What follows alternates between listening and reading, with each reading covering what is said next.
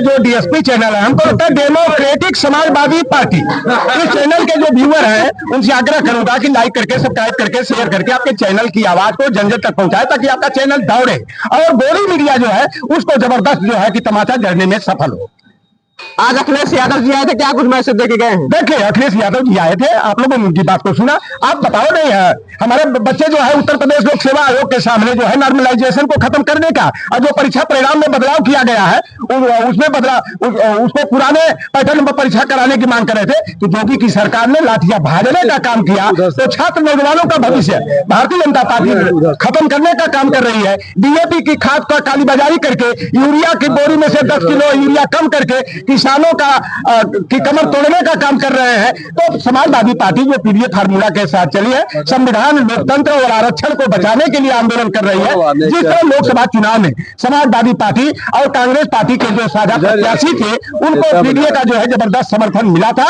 और यह विधानसभा चुनाव जो 9 सीटों पर उपचुनाव हो रहा है, 7 सीट का परिणाम मुझे क्लियर हो गया है। 2 सीट पर नेक टू नेक फाइट है और फूलपुर की में मुस्तफा सिद्दीकी 40,000 से अधिक वोटों से जीतने जा रहे हैं। इसलिए कि अमरनाथ मौर्य 18,000 से लीड किए थे। हमारा मल्लाह बिंद केवट समाज जो है भारतीय जनता पार्टी के झांसे में आ गया था, लेकिन जैसे मां गंगा की नीलामी करने का आदेश योगी की सरकार ने कर दिया, बालू मरण खनन मत्स्य पालन का जो हमारा अधिकार नेताजी ने निषाद समाज को दिया था उसे खत्म करने का काम किया। 17 की पिछड़ी जातियां मल्लाह केवट बिन थीवर कार गुड़िया तुरहा बाथम माझी कुमार प्रजापति भर राजभर को अनुसूचित जाति में शामिल करने का प्रस्ताव सपा ने भेजा था, उसे भारतीय जनता पार्टी ने खत्म करने का काम किया। तो देखो भैया, निषाद समाज इस बार जो है भाजपा के तंबू का बंबू उखाड़ फेंकेगा और समाजवादी पार्टी के नैया का खेवन हार बनेगा। ऊपर अल्लाह, नीचे मल्लाह, अल्लाह के बंदे और मल्लाह एक होकर के, और जो पीडीए के लोग हैं उनको गले लगा करके जो है मुस्तफा सिद्दीकी को जिता करके विधानसभा में भेजने का काम करेंगे और 2027 का लिटमस टेस्ट पर खरा उतरने का अखिलेश यादव जी की वैचारिकी को जो है और प्रबलता प्रदान करने में जो है कि फूलपुर की जनता पूरी तरह से मन बना चुकी है। मौजूदा सरकार है, क्या कुछ कहेंगे, क्या कुछ विकास हो रहा है? भारतीय जनता पार्टी है तो लुटेरों की सरकार बन गई है ना। अरे भाई, यहाँ का जो वो है ना चुप मंत्री जो है ना, जो बड़बड़ केवल अखिलेश यादव को बोलते हैं योगी आदित्यनाथ है भैया। वो उत्तर प्रदेश लोक सेवा आयोग का नाम क्या हो गया है?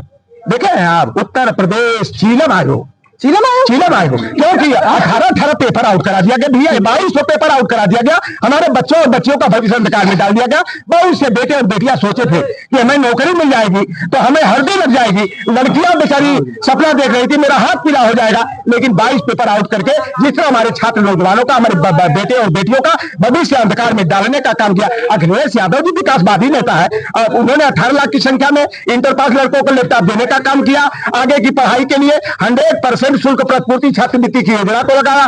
बेटियों की आगे की पढ़ाई के लिए 30,000 कन्या विद्या धन देने का काम किया। 102 नंबर 108 नंबर एम्बुलेंस चलाने का काम किया। पुलिस सुरक्षा के लिए, महिला सुरक्षा के लिए यूपी 100 और यूपी 1090 चलाने का काम किए।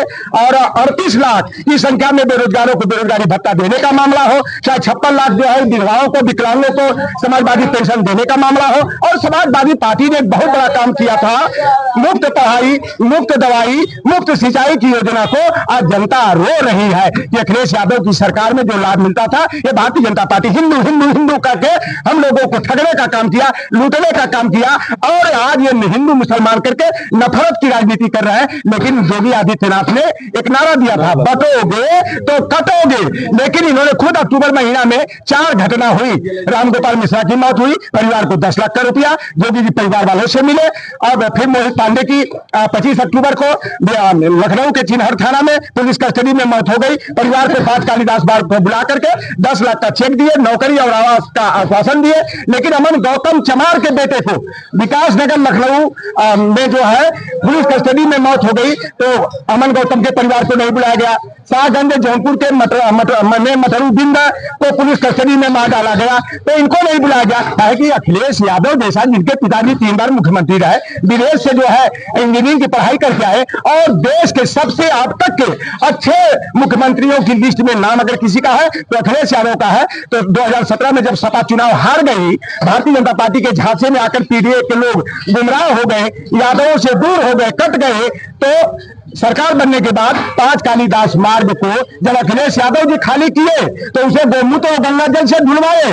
अमन गौतम के परिवार, मधुरुद्दीन के परिवार को न बुला करके 5 कालीदास मार्ग में वही अखिलेश जी वाला पैटर्न को जनता के सामने रखने का काम किया जोगी ने किया है। तो अब ये खाली वोट के लिए लोहार पार, मलाह को, केवट को, कुबी को, काठी को, जाट को, गुजर को, चमार को, पासी को, दरकार को, बसफोर को, मुसहर को, कोर को हिंदू बना लेते हैं। लेकिन जब न्याय देने की बात आती है, अधिकार देने की बात आती है, तो पिछड़ों के साथ, दलितों के साथ, आदिवासियों के साथ दोनों दर्जे का बर्ताव किया जाता है। अब पूरी तरह से हमारा ओबीसी, एससी, एसटी के लोग जो है एकजुट होकर के अब भारत पाकिस्तान, हिंदू और मुसलमान ही लोग दिवाली के बहकावे झांसे में नहीं आएंगे। भारतीय जनता पार्टी के तंबू का बंबू उखाड़ फेंकेंगे, समाजवादी पार्टी की सल्टिंग को दौड़ा डालेंगे। भाजपा कह रही है कटोगे बटोगे, तो हम तो कह दिए ना, अगर एकता की ये बात करते हैं, हिंदू एकीकरण की बात करते हैं, तो अमन गौतम के परिवार को 10 लाख रुपया का चेक क्यों नहीं दिए बेईमानों ने?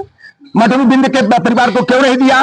प्रिया मौर्या की जो फतेहपुर में जो है जोगी के बिरादरी वाले विद्यालय के प्रबंधक ने प्रिंसिपल ने छत से उठा के फेंक के मौत के घाट उतार दिया, तो उसके परिवार को आर्थिक मदद क्यों नहीं दिया? ठाकुर बिरादरी का विद्यालय का प्रबंधक हाथरस में कृतार्थ कुशवाहा की बलि दे दिया, तब केशव प्रसाद मौर्य उत्तराबाद क्यों नहीं उठाया?